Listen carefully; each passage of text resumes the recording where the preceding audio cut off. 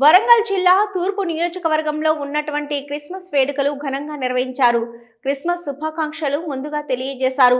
అనంతరం cake cut చేశారు. ఇందులో జిల్లా collector, MRO, RDO, Warangal municipal mayor, church pastors తదితరులు పాల్గొనడం జరిగింది. దేవాదాయ శాఖ మంత్రి కొండా సురేఖ గారు మాట్లాడుతూ ముందుగా ప్రజలందరికీ క్రిస్మస్ శుభాకాంక్షలు తెలియజేశారు. యేసు ప్రభు యొక్క బైబిల్ సూచనలు తెలియపరిచారు. నవంబర్ 1వ తారీఖు నుంచే పండగ వాతావరణం స్టార్ట్ అవుతుంది. జనవరి 1 వరకు దాదాపు నెల రోజుల పాటు మరి ఈ పండుగను మనం ఎంజాయ్ చేస్తాము. ప్రతి ఒక్కరూ అంటే పేద ధనిక అనే తేడా లేకుండా అందరూ కూడా ఈ యొక్క పండుగలో లీనమైపోతారనే విషయాన్ని కూడా ఈ సందర్భంగా తెలియజేస్తా ఉన్నాను. మరి ఈ పండుగను చాలా పవిత్రంగా కూడా మనం భావిస్తాము అనే విషయాన్ని కూడా తెలియజేస్తా ఉన్నాను. మరి యేసుక్రీస్తు జన్మించి నేటికి 2000 సంవత్సరాలు దాటాయి. భక్తుల నుంచి ఆయనకు అనంత కరుణామయుడిగా, అపార కృపాశీలుడిగా, లోక రక్షకుడిగా, ప్రపంచ శాంతి దూతగా ఆరాధనలు అందుకుంటా ఉన్నాడు. మనం చిన్నప్పటి నుంచి కూడా క్రిస్మస్ అంటే కేక్ ఏదో ఒక రకమైన బహుమతి ఆయనకి ఇస్తూ ఉంటే, ఒకరోజు ప్లాబో అనే బాలుడికి పేదరికం కారణంగా ఏమి ఇవ్వాలో తోచలేదు. తనకు కనిపించిన ఒక అందమైన మొక్కను తీసుకొని చర్చిలో క్రీస్తు ముందు ఉంచాడు. కొద్దిసేపటికే ఆ చిన్న మొక్క అందరి ముందు ఏపుగా పెరిగి బంగారు రంగు సంతరించుకుంది.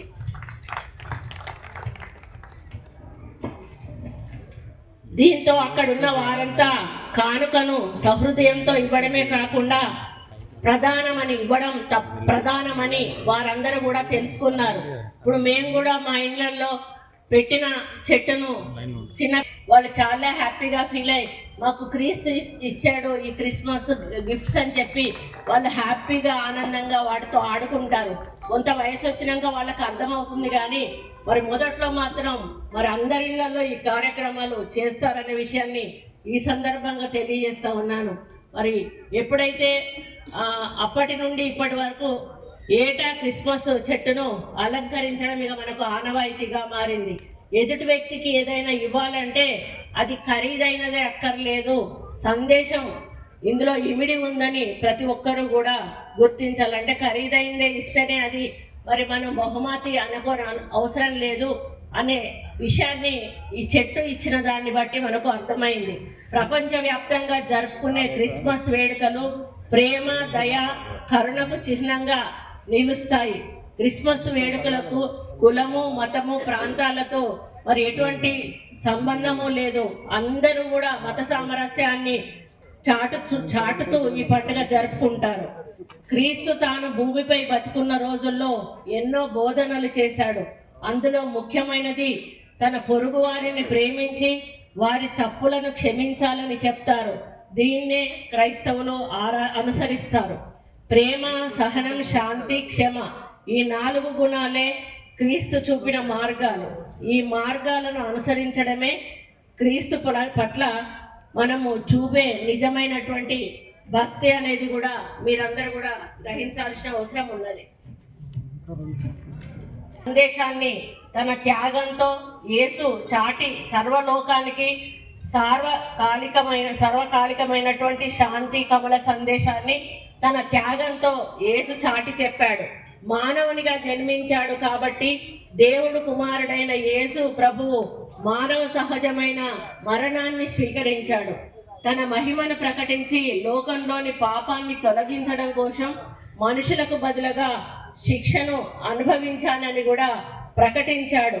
తనను రక్షమాపణ జరుగుతుందని దాటి చెప్పడానికి 3వ రోజున తిరిగి సజీవుడై మళ్ళీ దర్శనమిచ్చాడు. దేవుడు తాను సృష్టించిన సకల జీవరాశుల్లో వివేకాన్ని, జ్ఞానాన్ని ఒక్క మానవుడికి మాత్రమే ఇవ్వడం జరిగింది. సత్యాన్ని ఇచ్చాడు. దేవుని ఆదేశాల ప్రకారం శాంతి సామరస్యాలతో సహోదర భావంతో జీవించాల్సిన మానవులు దురాశతో, వ్యామోహాలతో, పాప కార్యాలలో మునిగిపోయారు. భూమిని అశాంతి పాలు చేశారు. పతనమైపోతున్న మానవులకు మంచి మార్గాన్ని చూపించడానికి తన పుత్రుడైన యేసుక్రీస్తును దేవుడు భూమి మీదకు పంపాడు. తన ప్రవర్తనతో ప్రబోధనలతో మానవాళికి దిశానిర్దేశం చేశాడు యేసు ప్రభు. ఈ లోకానికి తాను వచ్చిన కార్యం పూర్తయిందని ఆయన ముందే గ్రహించాడు. మరణించడానికి ముందు యేసుక్రీస్తు చెప్పిన ఆఖరి 7 మాటలు తన తండ్రి అయిన యెహోవాతో, వీళ్ళేం చేస్తున్నారో వీరికి తెలియదు, వీళ్ళను క్షమించు.